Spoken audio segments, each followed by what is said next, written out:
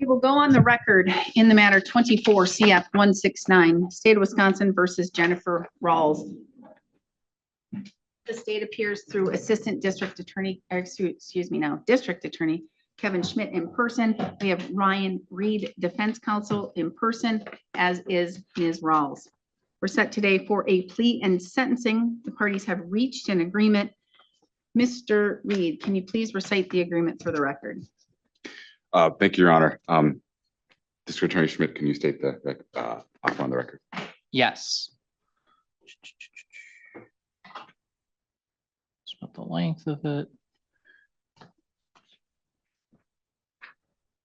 14 years, 8 Yep. months, A little bit, yeah, 8 months. total of $87,850.94, stipulated restitution. It's actually 88,000. It's just since she has 1,000 Oh, posted. I know, yeah, I see that. Okay, and Yep. monthly payments of $500. Yep.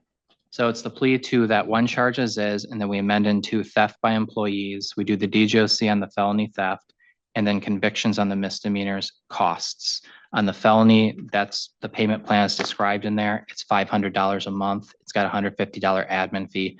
It also alternatively lasts until she pays it back, meaning if she can do larger payments, she can get off of it sooner, which is the incentivization.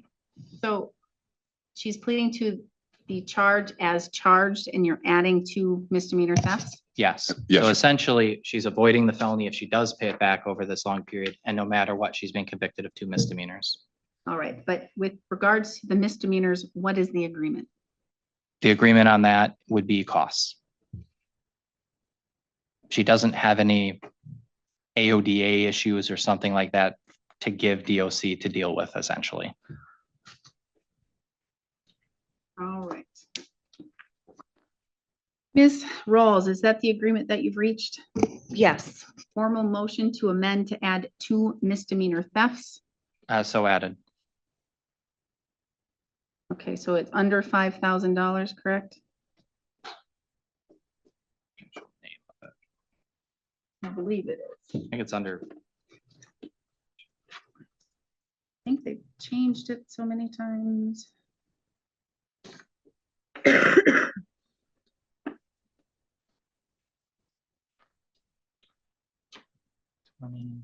excuse me. theft in a business. Yeah, she's pleading guilty to the charge. It's under 2,500. Okay, under 2,500, and we're adding 2 misdemeanors. What's the statute? Do you have that? Yes, it's just the misdemeanor theft statute. Just So the normal? penalty provision is 943.23A. And then otherwise, the actual statute of the theft is the same as this one, which is 943.20 sub 1 sub B. Oh yeah, I said too fast, sorry. I can wait until The you- statute's the same as the original offense in terms of the charge, which is 943.20 sub 1 sub B. But the penalty provision is where it differs. That is 943.20 sub 3 sub A, which is under 2,500. And you're simply going to amend on the record. You're not going to do an amended information. If the court prefer I do the amended information after the hearing, I can do that. I'm going to say in cases like this, Mr. Schmidt, I'd like that because I've seen a Washburn case that I'm on blow up because they just did it on the record and it got all messed up. And that was from 2013. And so it's hard to piece the cases back together. So if you can do that, I would appreciate that. Would the court have any problem if I do that after the hearing? Nope, after the hearing is totally fine. I just want it for connecting the dots in case. Okay, Ms. Rawls, that is the agreement, and your attorney has handed me, well, I have 2 documents. One is a plea questionnaire, waiver of rights form with attached theft by employee, trustee, or Bailey. I should have known you put the jury instructions because you're very thorough, and so I could have told the statute right there. So thank you, Mr. Reed. And he has the jury instructions and the other document that shows the offense and what needs to be proven. Do you recognize these documents? Yes, Did your attorney thoroughly go over these documents with you? yes, Did he essentially go over them word for word? yes, And so you understand everything on these documents? yes, And with regards to the plea questionnaire, is that your signature on the second page? yes, So your attorney went over with you what the state would need to prove your guilt beyond a reasonable doubt to 2 misdemeanor thefts, correct? Correct. And he went over with you the maximum possible penalties you face. Is that correct? Correct. Now, I also have the deferred judgment of conviction document with some of the terms, the more important terms were stated on the record. Do you recognize this document? Yes. And did your attorney thoroughly go over this with you, Yes. essentially word for word? Yes. And so you understand everything completely. I do. And that is your signature on the last page. Yes.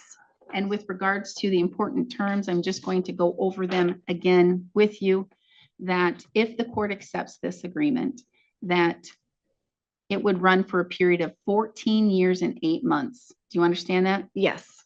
And after today's payment, you would owe $87,850.94. Is that correct? Correct. And you're going to make at minimum $500 a month payments, correct? Correct. And if they are late, if one of the payment is late, they're due by the 13th of every month.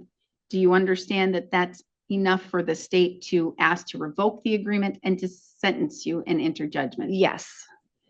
Also, if you pay it off early, you can have the agreement go away and not worry about that felony anymore. You understand that? I do.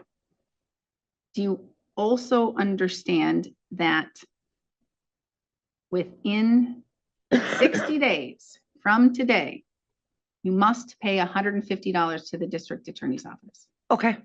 If you don't, that's the number one reason I see the district attorney's office asking to have these matters or these revoked and to set you for sentencing. Do you understand that? I do. Do I pay that where I pay my ticket? No, you pay that at their office. Okay. Okay? And where's that at? Very important. Just down the hall. Okay. Very important you do that, and I would do it as quickly as possible. I get paid Friday, so I'll do it then. All right. So I have that you're pleading guilty to 2 counts of misdemeanor theft and 1 count as charged, theft of a business setting greater than $10,000 but less than $100,000. Is that correct? Correct. You're 39 years old. You have 12 years of school. You can read, write, you understand the English language. Yes. You are not currently receiving any treatment for a mental illness or disorder, and you've not had any drugs, alcohol, or medications in the last 24 hours. Correct.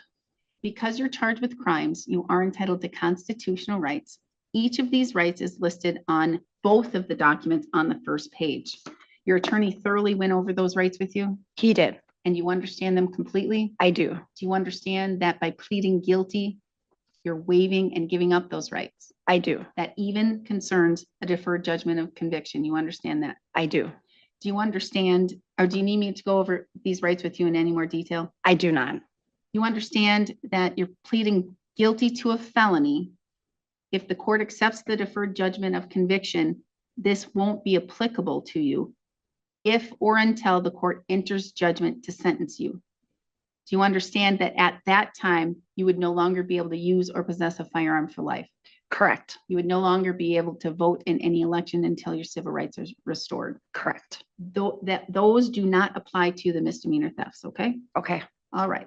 Do you understand that here, the state would have to prove with regards to the charge that it has been charged, that count 1, theft of a business setting greater than $10,000 but less than $100,000.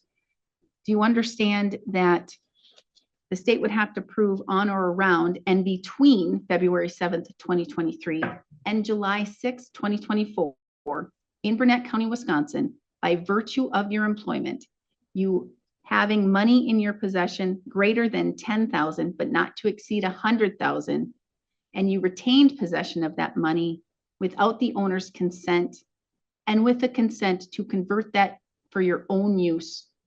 Do you understand that? I do. And do you understand the maximum possible penalty if the court enters judgment of a G felony could be up to a $25,000 fine, imprisonment of up to 10 years or both? Do you understand that? I do.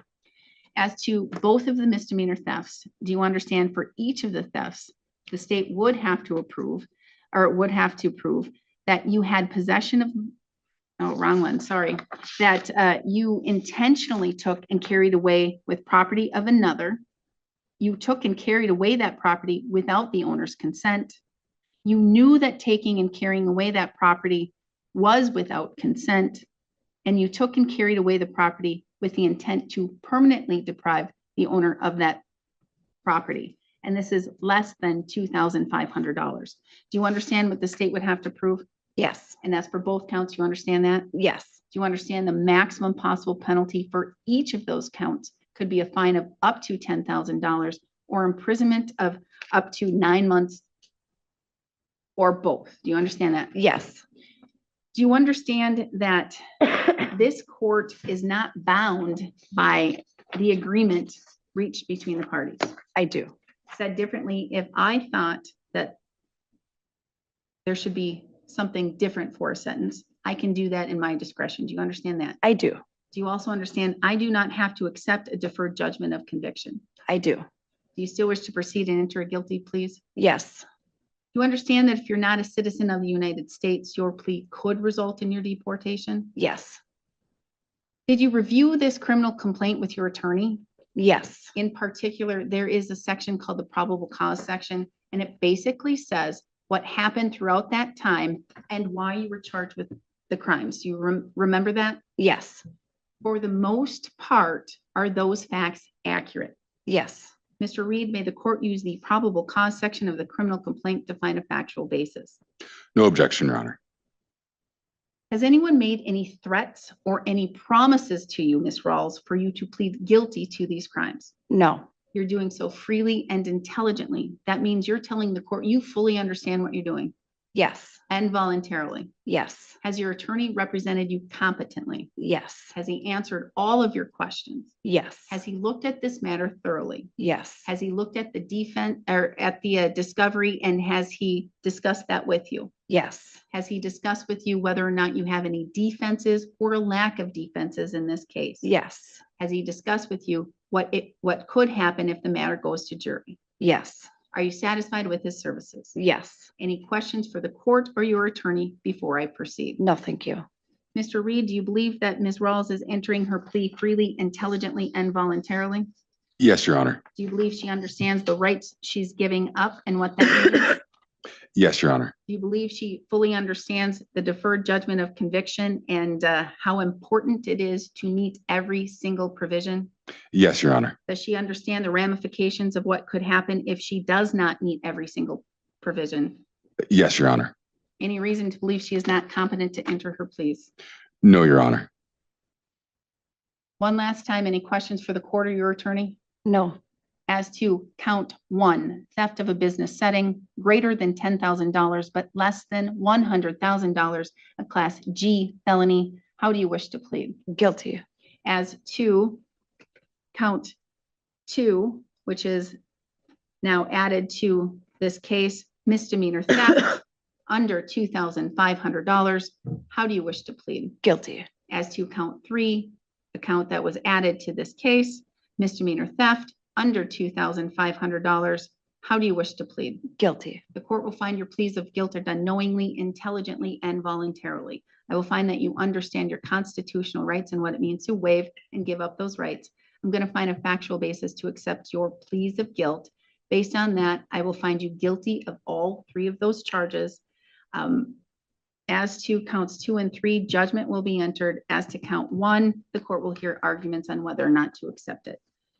We are in victims' rights compliance. Yes, Your Honor. All right, argument, Mr. Schmidt. Judge, these are always the hardest cases when you have an offender who at age 39 commits their first crime, and it's a really big crime. It's an embezzlement of a large amount of money from an employer that trusts them. The reason she was even in a position like that as a manager of this gas station is because she does have large ability to work and do a good job and get income. The amount of money is very large. Paying that back is a high priority, especially given the number of it. But it's too severe to just do a DGOC, which is why we have the extra convictions there. Those are her first convictions, and that will be a significant consequence to whoever itself, especially given what their convictions for. We really want to incentivize her to pay the money back. That's why we did the DGOC. I think she has high ability to pay in the future. That's why we're willing to do what I would wager it's the longest DJOC ever done in the history of our office. We're willing to do that to make this business whole again. Another reason why we even remotely consider doing this is, this isn't just accepting responsibility here with the judge after you've been caught. She accepted responsibility when she was talking with the managers originally when they first sniffed it out. So this is really trying to restore the state of affairs back to where they were while still giving some accountability in terms of the convictions to this offender. Like I said, there's really no reason to think alcohol or drugs or gambling or any of the vices we typically see as drivers of criminal behavior are here.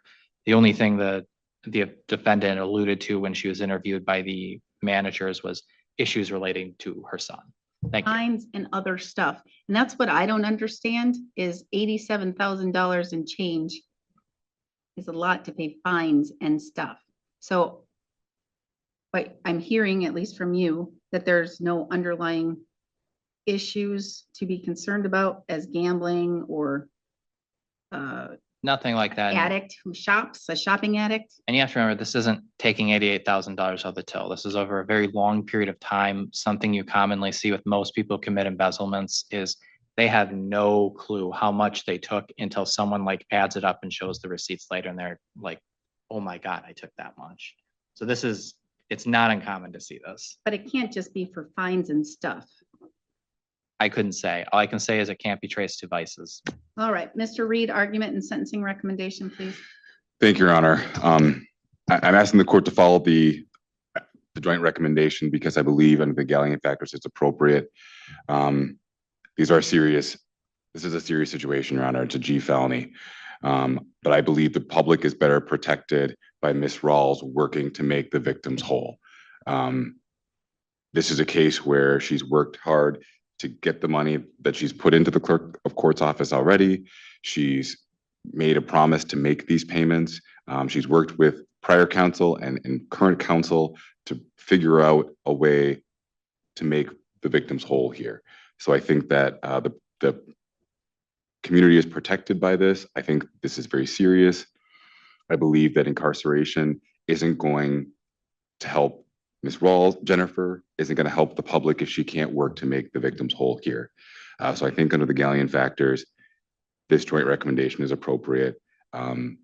Again, these are her first convictions. The deferred judgment, I think, is appropriate given her past and given her work on this case to work towards making the victim whole. So we're asking the court to follow the joint recommendation because we believe it's appropriate given the factors, Your Honor. Thank you. All right, thank you. Ms. Rawls, this is your opportunity to provide any statement to the court that you wish. You don't have to, but it's your only opportunity to tell me anything that you think I should know or be aware of as it relates to this matter and to sentencing, okay? Okay. I don't have anything to say. Okay. Again, I don't understand how $87,000 or $88,000 was used to pay for fines and stuff. That's a lot of fines and stuff, even if it's over a course of multiple years, as we have, it's just 1 year. Well, it's February 7th, 2023 to July 6th, 2024. That's a whole lot of fines and stuff. And if you look at that, that's approximately $2,300 each time that was taken, because there were 40 times that have been found that you were taking or that you took money. So I'm just trying to wrap my head around this because this is a very serious crime. That's a lot of money over the course of that year and a half. It's a lot of money. I'm not being told that you have any vices, you don't have any addictions such as gambling or alcohol or any drugs. I've not heard that you have any like shopping addictions or that there wasn't one huge lump sum and you went and bought a car, something of that. I'm not hearing anything. That's why I'm having a hard time understanding. And I did read in the information I get that you were concerned about your son and you wanted to prevent him from going to prison. I don't know what he did.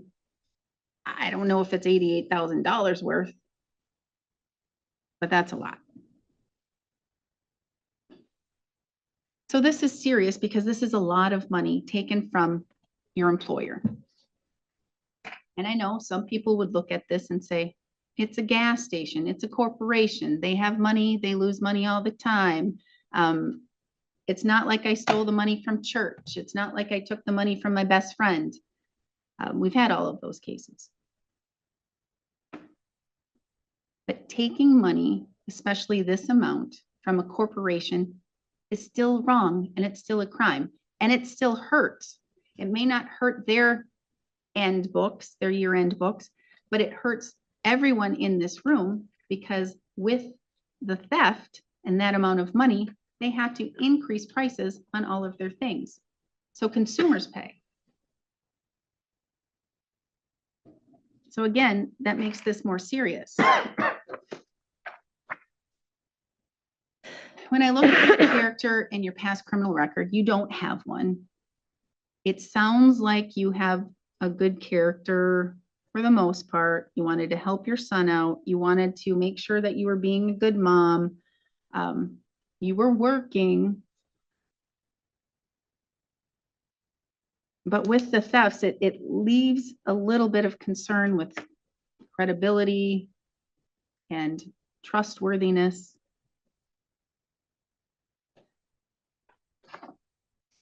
I don't have anything that says that you are in need of going to prison or even serving time in jail for this at this time.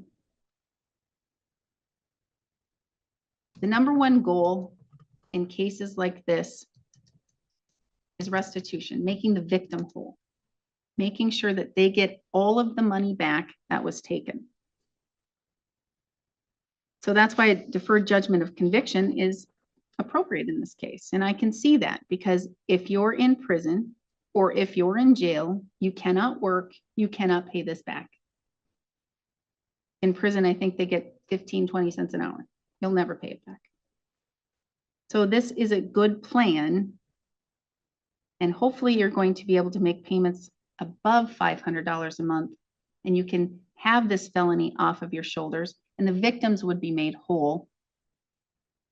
And in the end, everybody wins, and you still have punishment with the 2 convictions. Because you're 39 years old, and now you're a criminal. Now you have convictions on your records that can't be hidden, and they're thefts. That will continue to follow you, and it will continue to follow you with each and every employment that you engage in. That's unfortunate, but you brought this upon yourself. When I look at needing to protect the public, that aspect, I don't need to protect this victim anymore. They're no longer employed there. I just need to protect this victim in looking at getting that restitution back. I can't protect your other employers because I don't know where you work and I don't know where you're going to work. So as of today, I can't do that or look at that.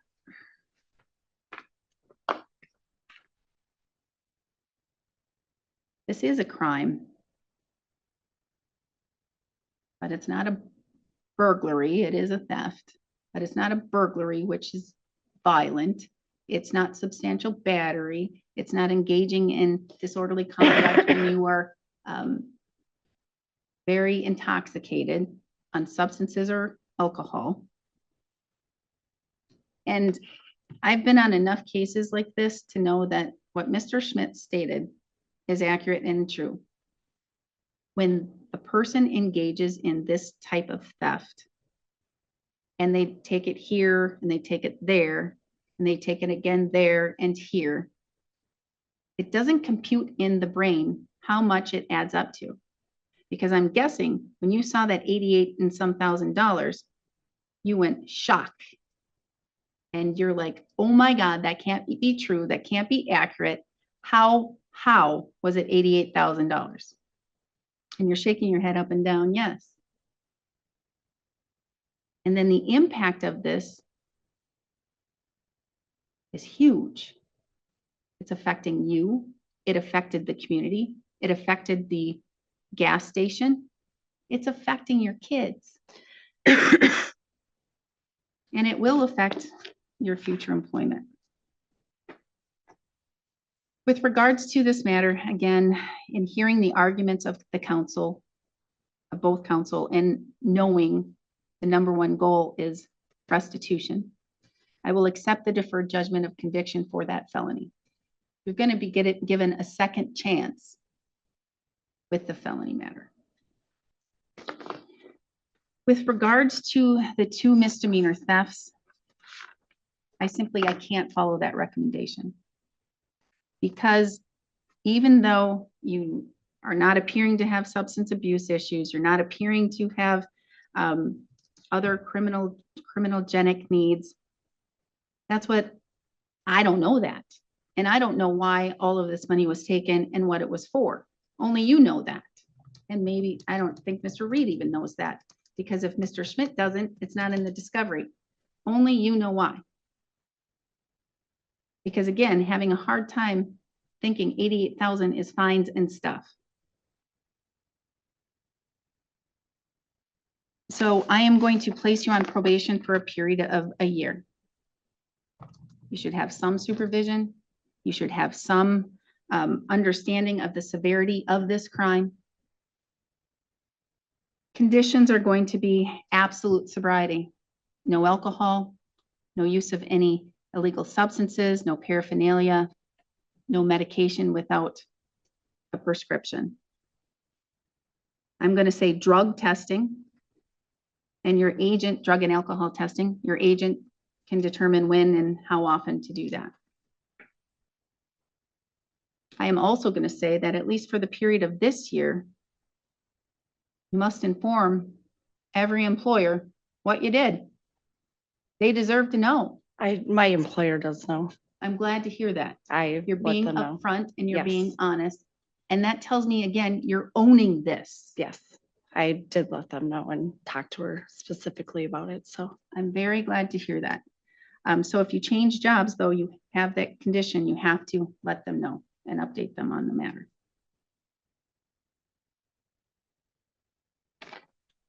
I'm going to say gainful employment, because you need to be employed to pay back that restitution. Any other programming that your agent deems necessary. I'm also going to say a mental health evaluation. See if you need some type of therapy or what's going on, because again, I don't know exactly what's appropriate here, because I don't know exactly where the money went. Okay. And so I don't know if you are struggling with issues. I don't know if there's things that you need to deal with, but having the evaluation will say if you need any further treatment or something. It's always good to have therapy anyway, right? I don't know if you go, it's good to have therapy. But so you have that evaluation and you follow the recommendations. If there are none, you don't do any more. Okay. Okay. With regards to any sentence, I'm not doing withheld. This is too serious, again, to not do a withheld sentence. It's going to be imposed in state. I'm not going to have you do any upfront jail, because again, that takes you away from your employment. I need you to pay the money back. And so you know, I have hearings, even if it's just a DJOC, when there's restitution involved, and I make sure that restitution gets paid. All right? Because it needs to be paid. But you have the hammer over your head of, if you do not pay, judgment will be entered and you could be sentenced to prison. Right. So I'm going to sentence you to 9 months, the max for both of these consecutively. So that means 18 months in jail if you are revoked off of probation. So this is your year to shine. This is your year to do all that you need to do to prove who you really are and that this isn't you and it should not define you. And it also ensures that at least you're going to understand the seriousness of this and you're going to do what you need to do and pay it back. You have 20 days to appeal. Should you fail to appeal within 20 days, you do lose that right. If you fail to pay your fines and fees, which are $443 per misdemeanor, you fail to pay that, and payments are going to start now. You're going to have to pay this restitution. You're going to have to start paying the payments for the fines and fees. It's going to be a double whammy, but you're going to have to do it and figure it out. You pay the restitution to the district attorney's office. You pay the fines and fees to my clerks. Okay. So with regards to the matter and how much is owed, that would be a total of 886. I don't know if there's anything on top of that. They have some surcharges that they may add. I don't know. You're going to have to make payments of at least $100 a month. Okay. Okay. I don't want to make it too high, but I don't want to make it too low either. You need to understand the seriousness, and that's where this punishment part comes. And so you'll have a total of $600 to pay, $500 to the state, $100 to the clerks. Okay. Until paid off in full. If you fail to pay, a civil judgment will be entered against you, and you could sit up to 6 months in jail. So if you're going to miss a payment for some reason, you have to let me know, and have to let me know why, so I can make a determination of whether or not you can miss a month. Okay. If you miss a month and I don't know anything, a warrant will be issued. You will sit jail. Okay. So it's very important you pay that too. Mr. Schmidt, what am I missing? I don't know if this is for a question for you or for Madam Clerk. Do we need to put anything on the JOC to indicate our office is collecting? Well, I can put it on the JOC for the misdemeanors and then. Yeah, it'll be clearly identified who gets what. Okay, perfect. That's all then. All right. Anything from your perspective, Mr. Reed? No, Your Honor, thank you. Oh, yes, I have to order DNA. So that means you're going to have to go to the sheriff's department and provide the DNA. With the misdemeanors, you would have the ability to request the DNA be expunged from the system, from the CODIS system, if you know what that is, through a written letter to the Department of Justice, not to this court, to the Department of Justice. You can Google it. It's pretty easy. As to the felony, if the court enters judgment to the felony and you are sentenced, you will need to make sure that your DNA will need to probably be taken again, because that will not be able to be expunged because it's such a high felony. Okay. All right. I think that's it. Make sure you go right to the jail, to the receiving, and you provide your DNA, and then you're free to go pay the $150 within 60 days and start making your payments. Okay. Okay. All right. Thank you. We are adjourned. Oh, yes, I'm sorry. And you have to report to probation because it's 4 o'clock now. I'm going to say that you have until tomorrow at 4. What do you work tomorrow? I do work tomorrow. What time do you work? 10 o'clock, Until when? 8 p.m. Okay, so you have to report tomorrow morning before 10. They're open at 8 or 8:30. Okay. So go report, make sure that they have your information. And you're still on Park Street. Yes. 3081 is your telephone. Yes. All right, thank you. Then do that tomorrow morning. Okay. Thank you. I do have a doctor's appointment tomorrow morning. Is there any way I can maybe talk to my work and go in there before I work? I have a doctor's appointment at 9:30 in What Frederick. about Wednesday? Tomorrow is Wednesday. Oh, I'm sorry. My days get all mixed up. Thursday. Thursday, I don't work until 1. All right, so you have Thursday until noon. Okay. To report to probation. Okay. Okay? Perfect. Thank you. All right, thank you. We are adjourned.